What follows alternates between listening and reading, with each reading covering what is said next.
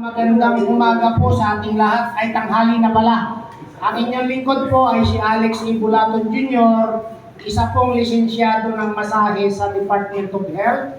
At the same time, trainer assessor po ng TESDA sa larangan po ng Kilot Wellness Massage Institute at saka ng massage therapy. So, ang inyong lingkod po ay nakamana sa aming ninuno na kami ay Kilot practitioner. At ito po yung aking ipinagpatuloy para po makatulong sa mga nangangailangan na ma-relax at magamot yung kanilang mga karamdaman. Actually, may apat tayong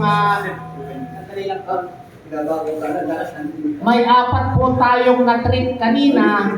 Nabigyan ko po ng assignment. Mga nanay na na-treat ko, yung assignment po gagawin ninyo. Ano, mother? Para antimano yung mga karamdaman ninyo ay maibsan. At iwasan po natin yung pag-inom ng mga gamot na nakakadali ng kidney. Okay? Mga synthetic. Palitan po natin ng tamang pagkain, gulay, isda at prutas.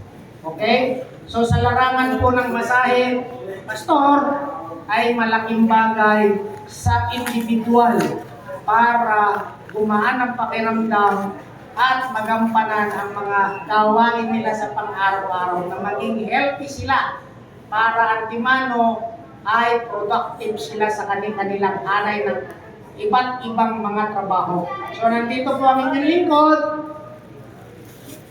sa paganyaya ng ating butihing Pastor Ted Garcia at ng Balikatan, Brother Louie Balbago at sila Kandani, yung mga grupo po natin. So nagpapasalamat po ako at kabahagi ako sa mga programa. So marami po salamat. Nagsosobrang, iwasan na muna, Pastor. Iwasan na muna po kasi sugar po yan eh. Pag nasobra ng sugar, saan pupunta? Lalanggapin ka, diabetes. Ang diabetes po, ang komplikasyon niyan, papunta sa kidney, dialysis. Eh, paano na pag nag-dialysis ka? Buti sana kung mayaman ka, yung mayaman nga, sila sabi. Ngayon, wala na. Pati yung kanyang kabuhayan, wala na. Lahat po ng mga diabetic, kahit na anong yaman po niya, kape, medyo puwasan na rin po, lalo na po sa edad natin. Pero yung mga herbal tea, eh talagang maganda po yan. Herbal tea. Herbal tea po. Natural. Okay. Lalo na yung mataas ang content ng mga enzyme. Yun po ang mga i-take natin. Okay? Iwasan po natin yung mga processed food. Iwasan na rin tayo mga senior yung pagpunta sa McDo, pagpunta sa Jollibee. At iwasan na rin po natin yung pagkain ng malimit ng mga dilata. Okay? Para po maging healthy tayo. So, maliwanag po yung paabiso ng inyong lingkod para po tayo maging healthy.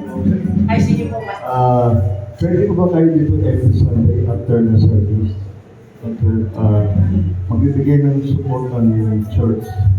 Ganito po kasi po family day po kasi namin yun.